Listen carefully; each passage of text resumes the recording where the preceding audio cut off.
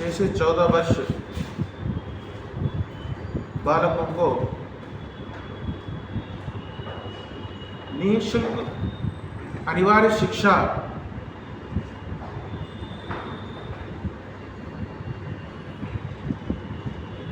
दृढ़ रूप से देनी चाहिए, పటిష్టంగా ఇవ్వాలి.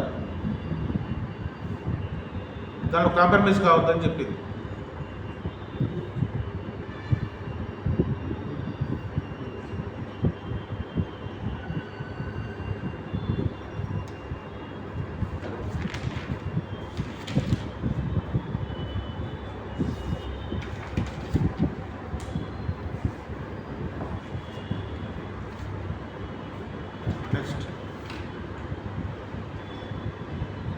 शिक्षा को जो अवरोध है, शिक्षा को जो अवरोध है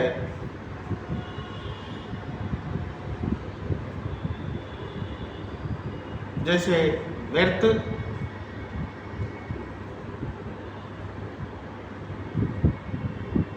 स्थिरता यानी ठहरावपन आया कहाँ आया?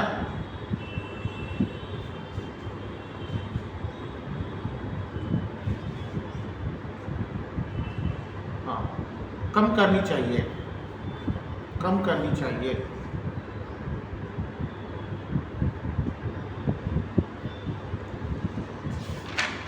नेक्स्ट इससे पहले आया वो तुम्हारे माइंड में, तुम्हारा आना चाहिए अब तक. व्यर्थ है ठहरावपन बोल के लिखे ना, स्थिरता वो कम करना है. हार्टक कमिटी क्या बोला? हार्टक 1929 వ్యర్థాన్ని మళ్ళీ ఈ స్తబ్దతను తగ్గించాలి, వేస్ట్ ఎక్కువ అవుతుంది, కమ్ करो उसको. और स्तब्धता मीन ठहरावपन, మీ పనులు ముందుకెళ్ళాలి అక్కడనే ఉన్నాయి, उसको भगाओ बोले. ये भी वही बोल रहे, शिक्षा के क्षेत्र में वेस्ट बहुत हो रहा और స్లోగా నడుస్తున్న ఈ పనులు ఫాస్ట్ చేయండి. हार्ट अटैक उस दिन आप नहीं आए. मेन बात है हार्ट अटैक में, हार्ट अटैक कमिटी हुई ना, तो मेन बात ये है ना. नेक्स्ट,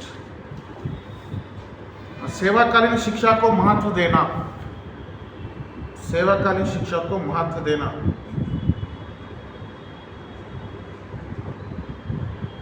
సేవాకాలీన్ అంటే ఇన్ సర్వీస్ ఎడ్యుకేషన్ అండి, రాసుకోండి అక్కడ, ఇన్ సర్వీస్ ఎడ్యుకేషన్.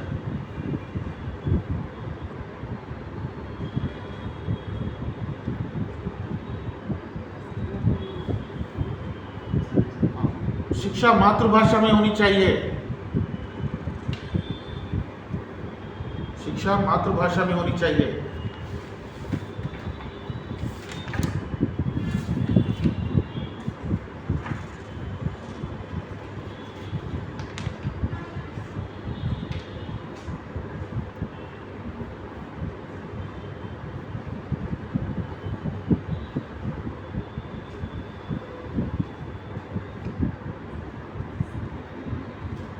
शरीर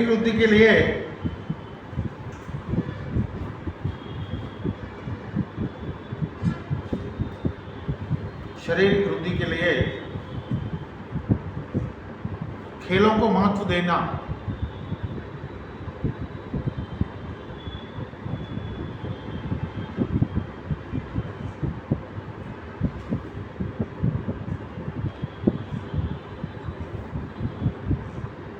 शिक्षा का स्वरूप सेम कोठारी कमीशन जो बोला वही है, 10+2+3. बीट ऐसा पूछता कि प्रथम राष्ट्रीय शिक्षा नीति का शिक्षा का स्वरूप अंडर 10+2+3. कोठारी कमीशन भी वही बोला ना, वही ऐसा पूछता, कोठारी कमीशन नहीं पूछता. आपको किधर से कंफ्यूज करने का उसका नियत रहता. नेक्स्ट, राष्ट्रीय आय में, राष्ट्रीय आय जातीय आदाय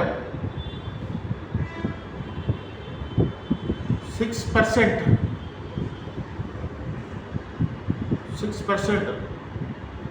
पैसा शिक्षा को लगनी चाहिए.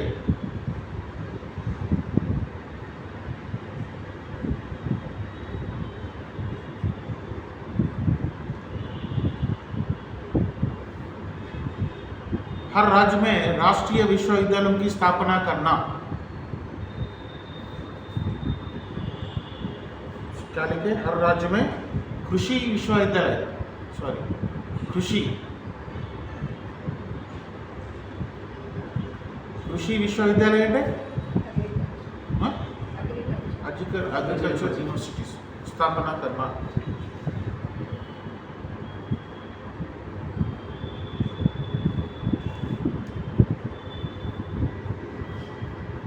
औद्योगिक शिक्षा में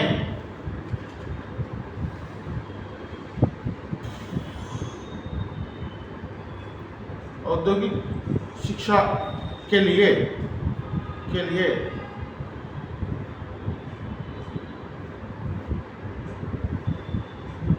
आईआईटी,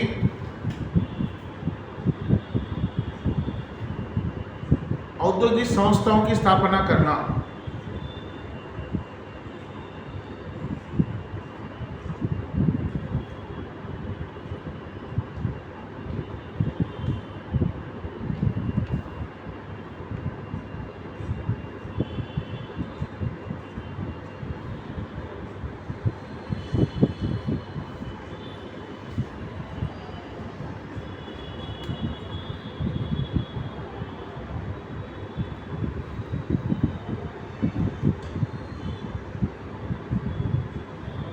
औद्योगिक संस्था అంటే పాలిటెక్నిక్స్ అండి, పాలిటెక్నిక్స్ రాసుకునే పాలిటెక్నిక్ ఇన్స్టిట్యూషన్స్. పిల్లలు చదువుతో పాటు ట్రైనింగ్ కూడా ఉండాలి వాళ్ళకి ఏదో ఒక వృత్తిలో.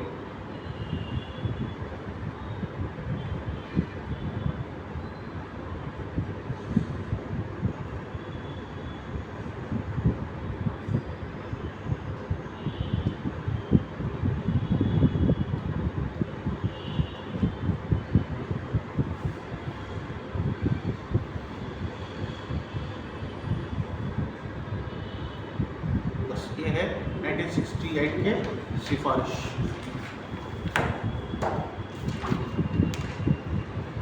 आपको नोट्स अच्छा पढ़िए, आपको बहुत से मटेरियल मिल रहा है उसमें, एक भी बिट नहीं है सब मैं कवर कर रहा हूँ। अच्छा पढ़ने की कोशिश करो, बस पढ़ना ही आपके हाथ में है। नहीं समझ में आया आप ही पूछो, उसमें नहीं समझ में आने का कुछ भी नहीं। एक एक कंपनी में एक एक मेन वर्ड रहता है, बस उसको पकड़ लेना। अब 96 में मेन क्या है बोलो? मातृभाषा में शिक्षा होनी चाहिए, शिक्षा स्वरूप 10+2+3 और आईआईटी पॉलिटेक्निक की स्थापना करनी चाहिए और निःशुल्क शिक्षा देनी चाहिए। समझे? ऐसे कुछ मेन वर्ड्स मेन रहते हैं, पढ़े तो बस ईयर पढ़ना है। 1968 इम्पोर्टेंट है और किस कोसे कमीशन की सिफारिश से प्रथम शिक्षा नीति का निर्माण हुआ? Kothari commission. Next most important Ishwar Bhai Patel committee.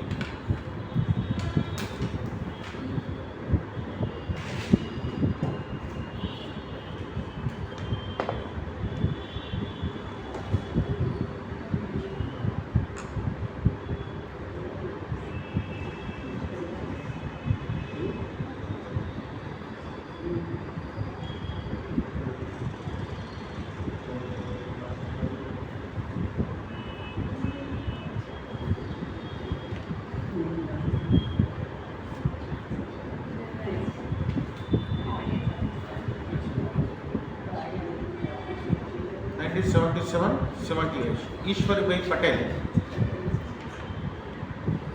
मगोड़ा लेडिया हाँ लेडिया मगोड़ा हाँ मगोड़े ईश्वर भाई पटेल कमिटी।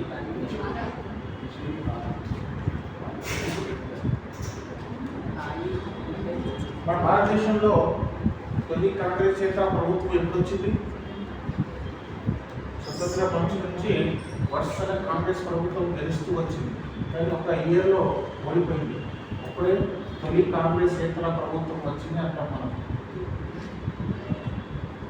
ఇప్పుడు వచ్చింది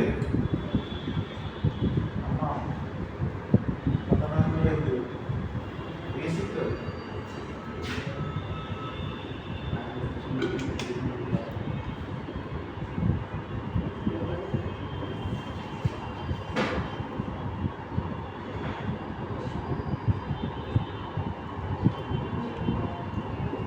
సంవత్సరం 1977 స్వతంత్రం వచ్చిన నుంచి కాంగ్రెస్ ప్రభుత్వం వచ్చింది. 1977లో ఫస్ట్ టైం కాంగ్రెస్ ప్రభుత్వం ఓడిపోయింది.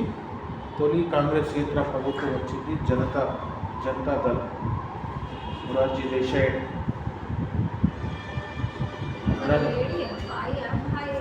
भाई ईश्वरी भाई ये कमीशन को नियुक्त करने वाली सरकार जनता सरकार, नियुक्त करने वाली सरकार कौन सी? जनता सरकार। गुजरात यूनिवर्सिटी के वाइस चांसलर थे ईश्वरी भाई पटेल। देखो जी इतने जाओ तो लोगों ने खाली से पूरा गल जाता था। ये 5 दिन हो छे क्या लिखते हैं? गुजरात यूनिवर्सिटी के वाइस चांसलर थे। शॉर्टकट में लिखो इसी vice chancellor. English Telugu Hindi घुमा दो पोस्ट।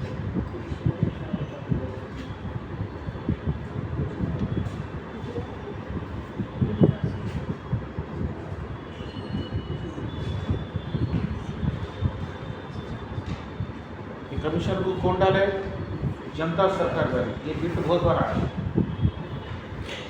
1976 इंदिरा गांधी लाई ना कुछ चाहिए खतरनाक योजना लाने से लोग पूरे फर्स्ट टाइम कांग्रेस को हराकर जनता दल को लाए।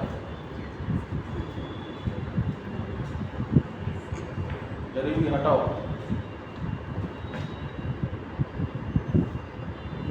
మీరు ఒక పని చేయడమ్మా, ఒకరి డీఎస్సీ పోస్ట్ పోన్ అయితే బేసిక్ జీకే అనేది బుక్ ఉంటుంది తెలుగులో. అది తొందరగా తీసుకోండి. 300 ఏముంది ఎవరైనా ఉంటుంది మీకు చెప్తాను. అది చూపెడతాను. అది తీసుకుంటే మీకు బేసిక్ తెలుస్తుంది. ఆ బుక్ ఎట్లా ఉందంటే జీకే కరెంట్ అఫైర్స్ తేడా తెలుసా మీకు? ఏం తేడా? ఇది జీకే ఉంది, ఇది సిఏ ఉంది అక్కడ. జీకే అంటే స్టార్ జీకే. కరెంట్ అఫైర్స్ అంటే మీకు ఎగ్జామ్ కన్నా ఒక 9 నెలలు ముందు కరెంట్ ఇష్యూస్. ఇది తెలిసే మీకు మంచి అవగాహన వస్తుంది. నేను చెప్పిన బుక్ చదివితే మీకు ఒక 6 బిట్లు వస్తాయండి. 6 మార్కులు వస్తాయి. ఫటాఫట్ చదువుకుంటే వెళ్ళిపోవాలి. బేసిక్ ఇది మీరు ఇది చెప్పలేదు అనుకుంటే మీరు చాలా వెనుకబడి ఉన్నారండి. 6th 7thలో ఉంటుంది. అది చదవండి మీరు.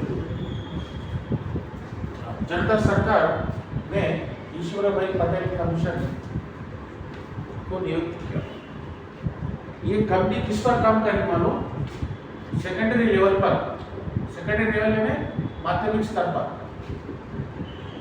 काम करेगी और पाठ्य पुस्तकों पे काम करिए। कमीशन पाठ्य पुस्तकों पे काम करेगी। पाठ्य पुस्तक लिखिए, इंट्रोडक्शन तो लिख दिया। सिफारिश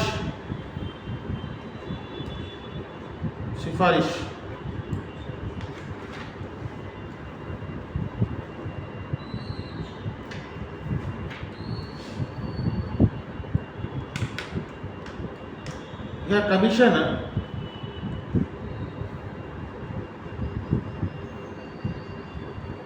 पाठ्यक्रम पाठ्यपुस्तक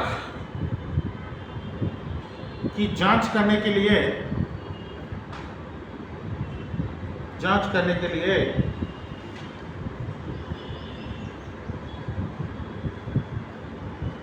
डाली गई।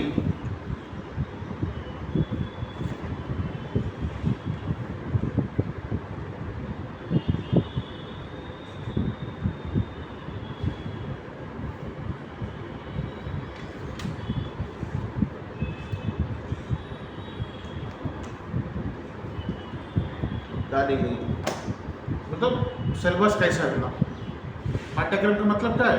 सिलेबस कैसे रहना और पाठ्य पुस्तक कैसे रहना, उस पर समीक्षा करोगे. क्योंकि చెత్తా చెదరం అవసరంలా సమాజానికి ఉపయోగపడే పాఠాలు ఉంటాయండి. ईश्वर भाई पटेल है, समझे. और इन्होंने औपचारिक अनौपचारिक शिक्षा को महत्व दिए. मानो औपचारिक अनौपचारिक नियता अनियता विद्या ఉండాలి అని చెప్పడం జరిగింది. అందరికీ ఉపయోగపడాలి విద్య. స్కూల్ వచ్చినవాడికి రాకపోయాడు వాడి జీవితాంతం చదువుతుండాలి. అలాంటి और इन्होंने प्राइमरी सेक्शन में जो होमवर्क को निषेध करे, इम्पॉर्टेंट बिट है. प्राइमरी सेक्शन में होमवर्क होता है ना, उसको निषेध करो बोले. और SUPW को इंकरेज करो बोले. ये मेन बिट है, बहुत एग्जाम में आया. सोशली यूजफुली प्रोडक्ट वर्क करने ఉంటుంది. सामाजिक वस्तुओं की तैयारी, बच्चों को ये वस्तुओं की तैयारी करने के लिए प्रेरित करो बोले. सोशली यूजफुल, सामाजिक वस्तुओं को तैयार करना, उससे मालूम होता है कि मानव को समाज में कौन से वस्तु काम में आ रहे, कौन से नहीं आ रहे. इससे क्या होता है, बालक सामाजिक वस्तुओं की रक्षा करता है, समझे, उसको रेस्पेक्ट करता है सामाजिक वस्तु. ऐसे कुछ मेन बात है इसमें. और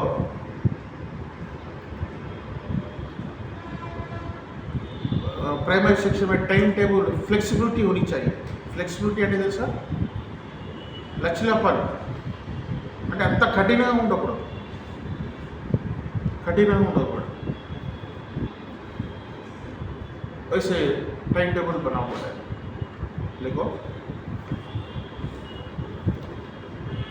शिक्षा औपचारिक अनौपचारिक रूप से देनी चाहिए. औपचारिक अनौपचारिक रूप से देनी चाहिए.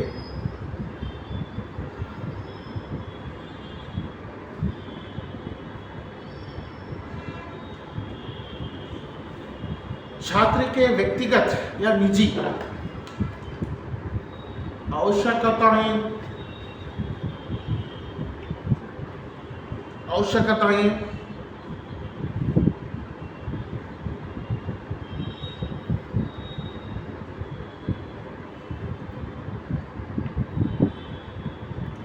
के अनुसार होनी चाहिए. అంటే వాడి వ్యక్తిగత అవసరాలకు అనుగుణంగా శిక్ష ఉండాలండి. అంతేగాని శిక్ష వేరు అది వేరంటే వాడికి మళ్ళీ పోయి ఎక్కడో నేర్చుకోవాలి. మళ్ళీ पाठ्यक्रम स्थानीय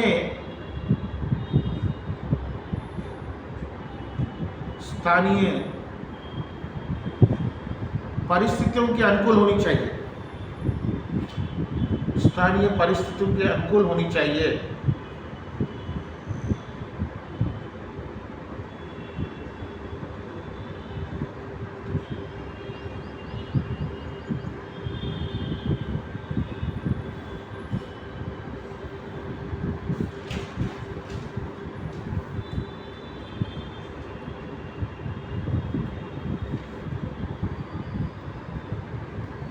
गांधी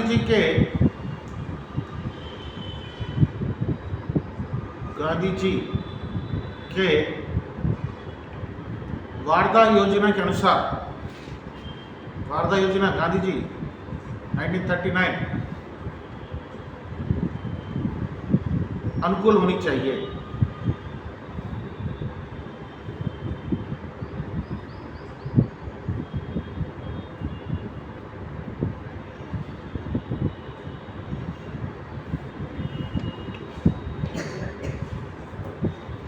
माध्यमिक दशा में या माध्यमिक स्तर में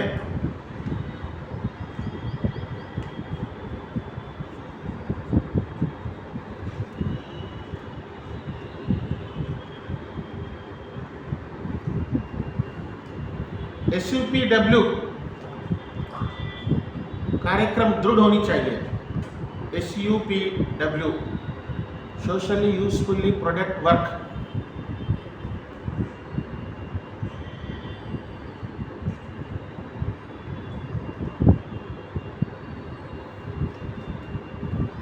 सामाजिक वस्तुओं का उत्पादन कार्य दृढ़ होनी चाहिए. इसके लिए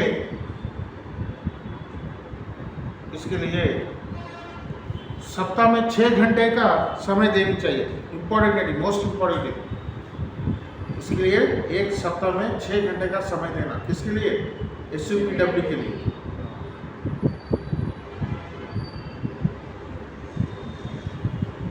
छः घंटे का समय देना।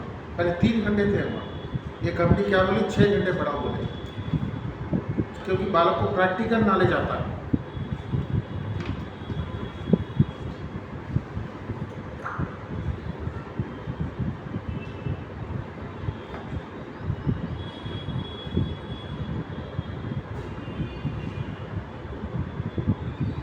एक से 4 या 5, 1 से 4 या 5 कक्षाओं के लिए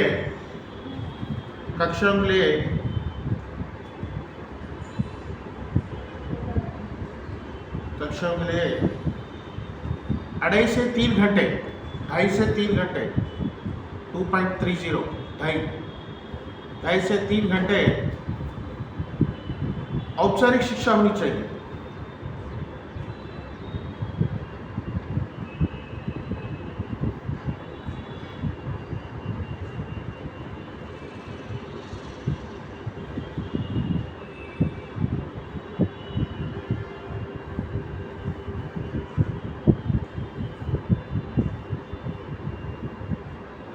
और 1 से 4 या 5 कक्षाओं के लिए गृह कार्य निषेध, ये इंपॉर्टेंट है। गृह कार्य निषेध,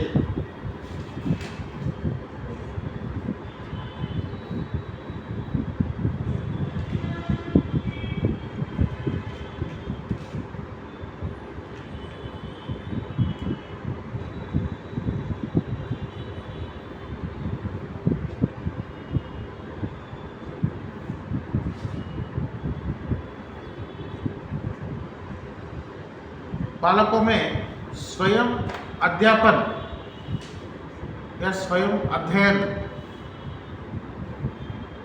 आदत डालना चाहिए। स्वयं अभ्यासनम आदत डालना चाहिए।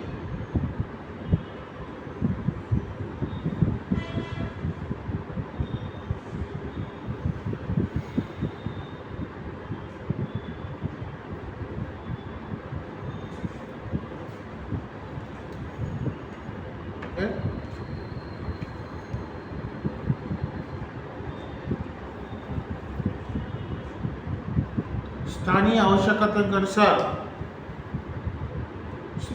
आवश्यकताओं के अनुसार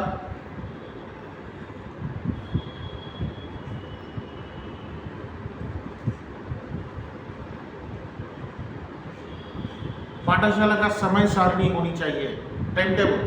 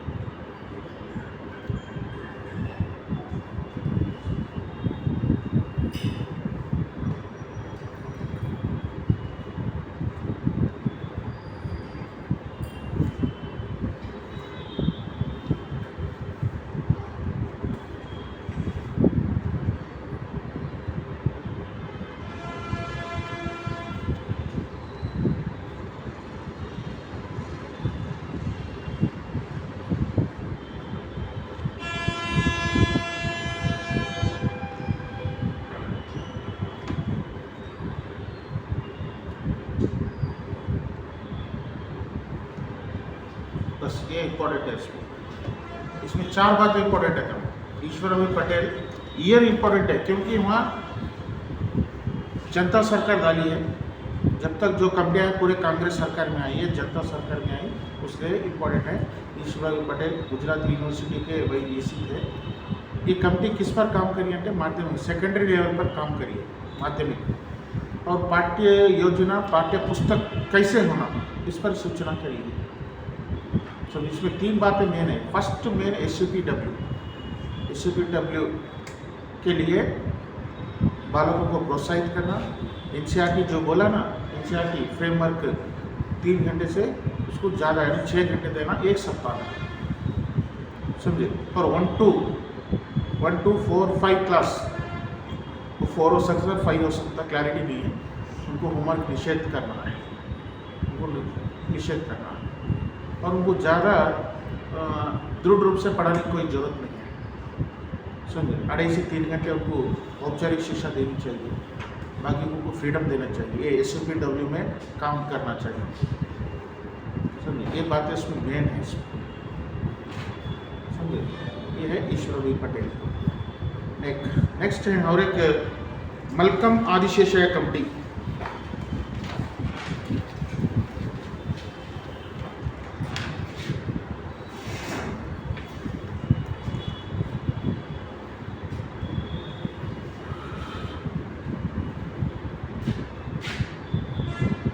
मलकम आदिशेषाय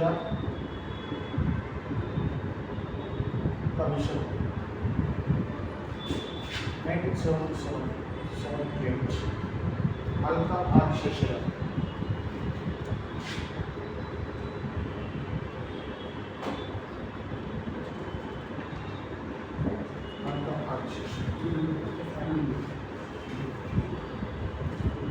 अब 77 पर तो सेम सरकार जनता सरकार ने डाली है कमिटी, ये कमिटी अपने रिपोर्ट 78 में दी है।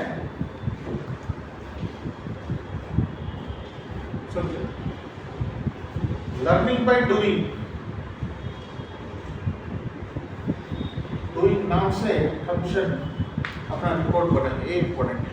लर्निंग बाय डूइंग इन्हों कहे कि जो भी शिक्षा दे रहे प्रैक्टिकल रूप से दो, औद्योगिक शिक्षा अनिवार्य रूप बोले ना।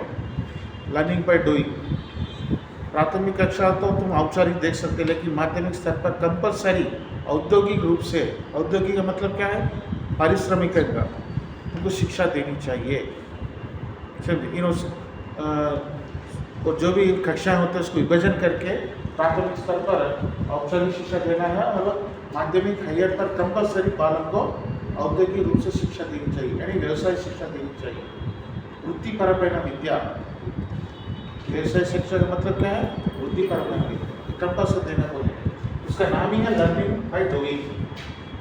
लर्निंग बाय डूइंग అంటే करते हुए सीखना, काम करते हुए सीखना। इसका मलकम आदिशेषाय कमिटी का ये है लोगो, लर्निंग बाय डूइंग, करते हुए सीखना। ठीक है। 1977 में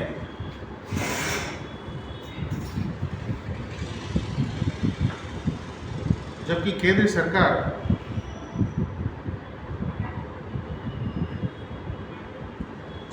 सरकार के शिक्षा मंत्री पीसी चंदर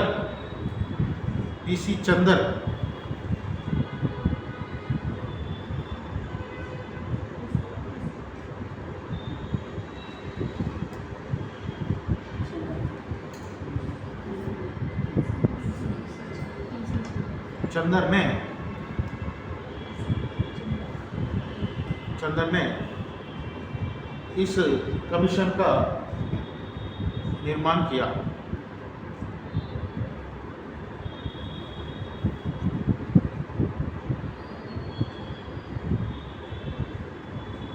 ये कमेटी के अध्यक्ष रहे आदिशेषाय, मलकम आदिशेषाय, एक फिलासफर थे।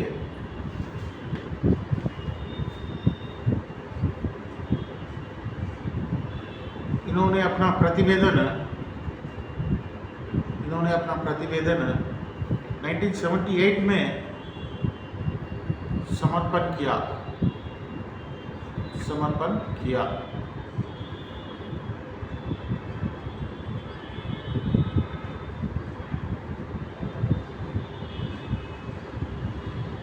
निवेदन का नाम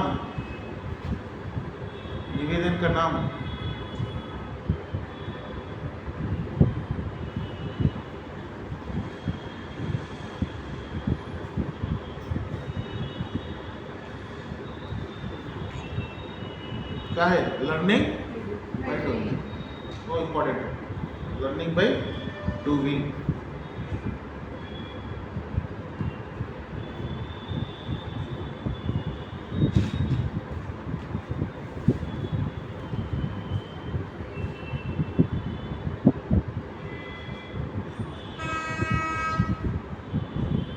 कमिटी के सिफारिश, हेडिंग लगाओ कमिटी के सिफारिश।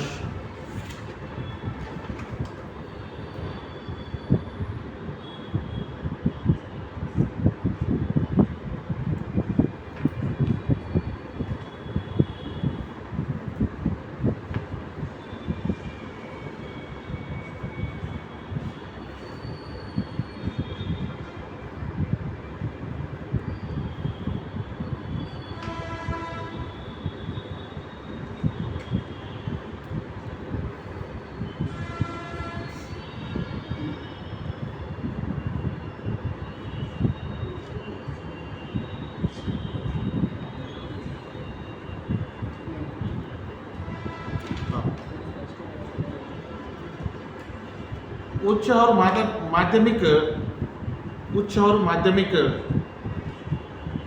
+2 अंडी, उच्च और माध्यमिक में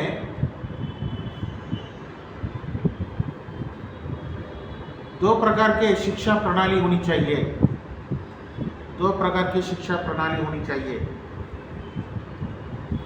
2 प्रकार की शिक्षा प्रणाली होनी चाहिए।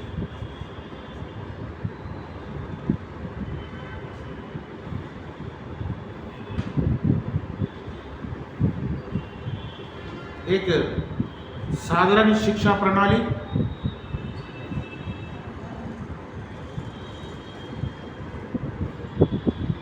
साधारण शिक्षा प्रणाली योजना भी कह सकते हैं। औद्योगिक, नेक्स्ट सेकंड, औद्योगिक शिक्षा प्रणाली।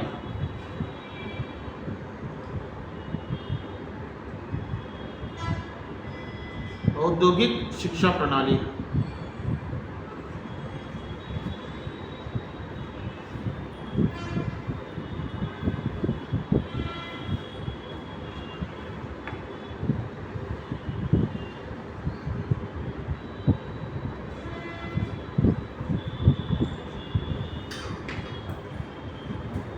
औद्योगिक मतलब क्या है? वोकेशनल एजुकेशन, लिखो ब्रैकेट में वोकेशनल, मालूम ना, vocational courses, learning by doing he रहता हो। अब साधारण में क्या है? भाषा संबंधी। अभी लोग क्या बोले?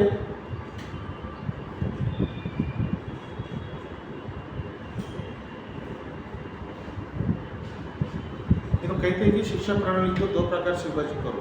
वो से उच्च और माध्यमिक, +2 रहता ना, इंटरमीडिएट लेवल, तो उसमें शिक्षा को 2 प्रकार से विभाजित करो प्रणाली को। एक साधारण प्रणाली, औद्योगिक प्रणाली। साधारण प्रणाली में भाषा संबंधी ज्ञान दो, समझे? भाषा संबंधी ज्ञान देना, क्योंकि भाषा भी इम्पोर्टेंट है। लोकल लैंग्वेज होते, इंग्लिश होते, हिंदी होते, इसको महत्व देना। और 15% भाषा का, और एक 15% कंपल्सरी अनिवार्य रूप से SUPW, जो ईश्वर भाई पटेल बोले ना, उस पर ध्यान देना बोले ये लोग भी, क्योंकि बालक को प्रैक्टिकल नॉलेज आता है उससे, उस पर ध्यान देना बोले। देखिए,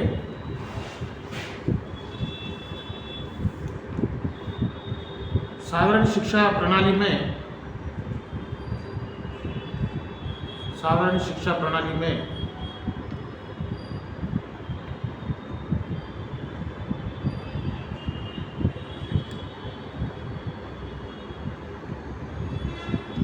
15% समय भाषा अध्ययन के लिए, और 15% समय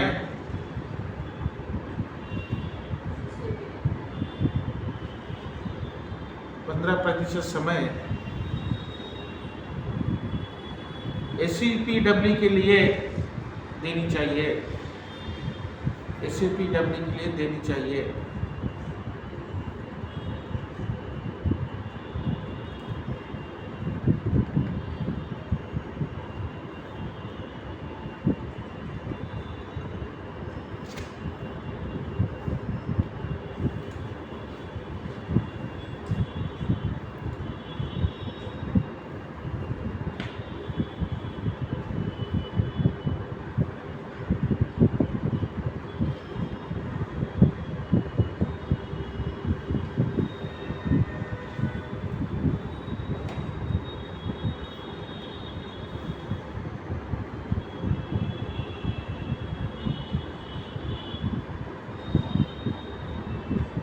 बाकी का 70% समय बाकी का 70% समय साधारण शिक्षा के लिए देनी चाहिए,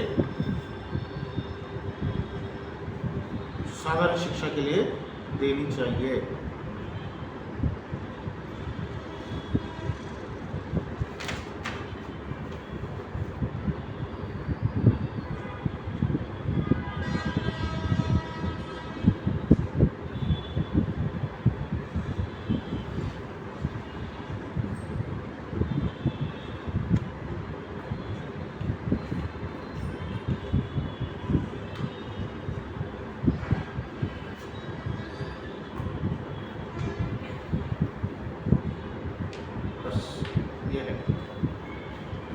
ईश्वरी पटेल मलकम वाली शिक्षा का तो भी इम्पोर्टेंट है, मार्क्स यहाँ आए। दो तीन लाइन इम्पोर्टेंट है उसमें, वो कमिटी क्या कौन डाले किस पर काम कर। तो मलकम वाली शिक्षा का रिपोर्ट का नाम लर्निंग बाय डूइंग, और उच्च और माध्यमिक शिक्षा को दो प्रकार से विभाजित करें, साधारण शिक्षा प्रणाली, औद्योगिक शिक्षा प्रणाली। 15% समय भाषा में देना, 15% समय ऐसे फील्ड देना, बाकी का 70% साधारण शिक्षा के लिए देना। बस ऐसा पढ़ना कि बात करेंगे सर, पढ़ लेना, कमेंट स्टडी पढ़ते हैं ना, बस सिंपल, उस पर ज़्यादा जोर डाल के पढ़ने की कोई आवश्यकता नहीं, समझ में आया तो बस। जब टेंशन ऐसा रहता है कि आप पर्सपेक्टिव पढ़ना है, डरते डरते नहीं पढ़ना, डरते डरते पढ़े तो आपके मस्तिष्क तक ले जाते बातें, माइंड गर्म हो जाता है। मस्तिष्क तक जाना अलग, खाली पढ़ना अलग। जोर जोर से पढ़ना या नहीं, भोंकना जैसा होता है। मोहम्मद वाचन पढ़े, मोहम्मद वाचन हुआ होगा, सत्संग वाचन मोहम्मद वाचन है ना आपको भाषा हुआ, कौशल में आता हो मोहम्मद वाचन सत्संग वाचन में बिट कंपल्सरी आता हूँ।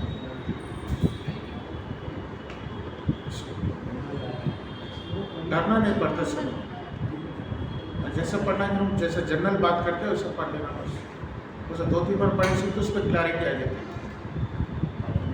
अब लिखते समय मेन आपको पढ़ना हो जाता, कहता कि भाषा संबंधी कुछ मुश्किलें आते हैं वो अलग बात, इसलिए मैं आपको तेलुगु में लिख लो बोलूँ, मैं तब ले दूँ ఇక్కడ బిట్టు పోవద్దు, ఏమైనా చేయండి, ఉర్దూ అరబీ వస్తే కూడా రాసుకోండి, కానీ బిట్టు పోవద్దు. ఏంటి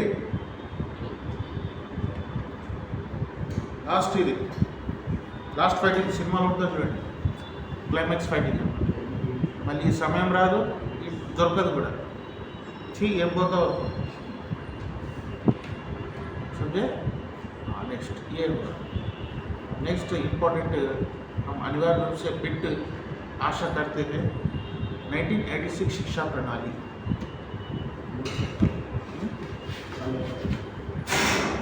क्योंकि आज के जो भी एजुकेशन पॉलिसीज आ रहे हैं पूरे 1986 में से आ रहे हैं, बस स्टैंडर्ड बनाया इसको राजीव गांधी।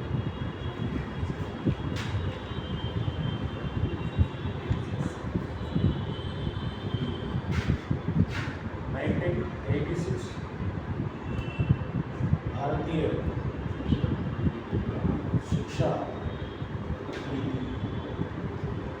1996 जातीय शिक्षा विद्या विधान। 1994 में इंदिरा गांधी की मृत्यु हुई, इमीडिएटली कौन पीएम हुए, कौन हुए? हाँ, राजीव गांधी। अंत आलोचित 85 में शिक्षा, एक दिन संसद में बात करते करते ये बोले कि जबकि शिक्षा पुरानी हो गई, जब का समय पुरानी हो गई, हमारी सरकार ये चाहती है कि अच्छे शिक्षा नीति को लाने का प्रयास चल रहा है, उसके लिए हम काम कर रहे हैं। क्योंकि आने वाले 21वीं सदी है, अब 1995 అంటే 2000 అయిపోతుంది, 21వ శతాబ్ది వస్తుంది, అప్పుడు 20వ శతాబ్దం ఉంది, ఇంకో 15 సంవత్సరాలు అయితే 20 నడుస్తుంది, రాబోయేది మొత్తం చాలా భిన్నంగా ఉంటుంది. దానికనుగుణంగా శిక్ష ఉండాలని రాజీవ్ గాంధీ చెప్పడం జరిగింది. 21वीं सदी के चुनौतियाँ और भविष्य के लिए हम एक शिक्षा नीति को बना रहे हैं. 1885లో ఏప్రిల్లో ఆయన ప్రసంగించారు. రీడింగ్ కూడా అదే 21वीं सदी के चुनौतियाँ. चुनौती అంటే సవాలు और भविष्य और चैलेंजेस. चुनौती అంటే ఇది और चैलेंजेस. इस नीति से हम शिक्षा नीति बना रहे बोले 85 में बोले. बाद में 1996 में मई में ये 1996 संसद में रखे. संसद में पास होगा. संसद में पास होगा. धीरे धीरे वो उसके जो पॉलिसीज है ईयर पूरे देश में आ सकती है.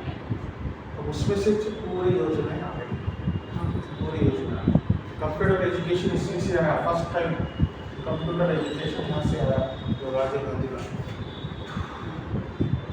सब इसलिए इसको बात करता है. ये इसका इंट्रोडक्शन. इसका इंट्रोडक्शन भी इम्पोर्टेंट है. ये शिक्षा नीति का मोटो है 21वीं सदी के चुनौतियाँ और भविष्य. 20वीं शताब्दी सवालों भविष्य. इस दृष्टिकोण से इस पर्सपेक्टिव से हम शिक्षा नीति बना रहे हैं आने वाले सदी के लिए चैलेंजों को हम देखने के लिए. तो ये ज़माना बदलते जाना, शिक्षा भी बदलते जा रही है. जबकि शिक्षा पुरानी हुई है. आने वाला सब कंप्यूटर युग है. जब भी बोले ना संसद में भाषण है यूट्यूब में अभी उसके लिए हम शिक्षा बना रहे हैं. फर्स्ट टाइम हम कंप्यूटर लाए हैं. खुद कंप्यूटर पे हम काम करेंगे. ये डीप थी बनाए. इसके बाद अब वो जो भी योजना है इस शिक्षा के अंतर्गत ही स्कूलों को पैसा जाता था. डिस्ट्रिक्ट कलेक्टर को सब पैसा जाता था. राज्यों को आता था. बंटवारा होता था. स्कीमा तैयार करें इसका राज्य सरकार अपने परिस्थितियों का. इसलिए महत्व राष्ट्रीय शिक्षा नीति. देखो इसका इंट्रोडक्शन देखो 1996 शिक्षा नीति जातीय विद्या विधान.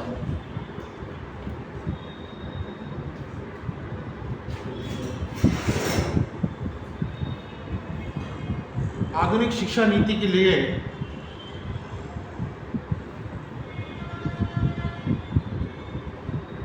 आधुनिक शिक्षा नीति के लिए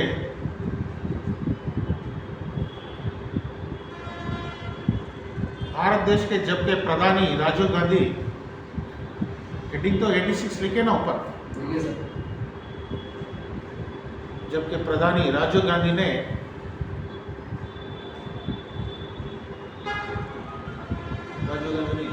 1985 में 1985 में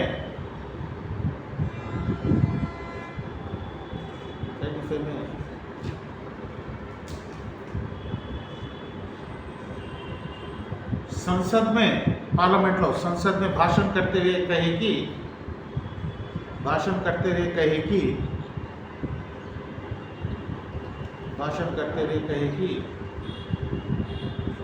अपनी शिक्षा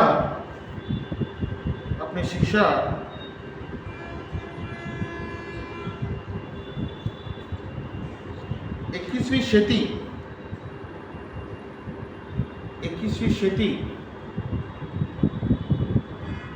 के चुनौतियाँ चैलेंजेस सवालों चुनौतियों का सामना करने की योग्य होनी चाहिए. सामना करने की योग्य होनी चाहिए.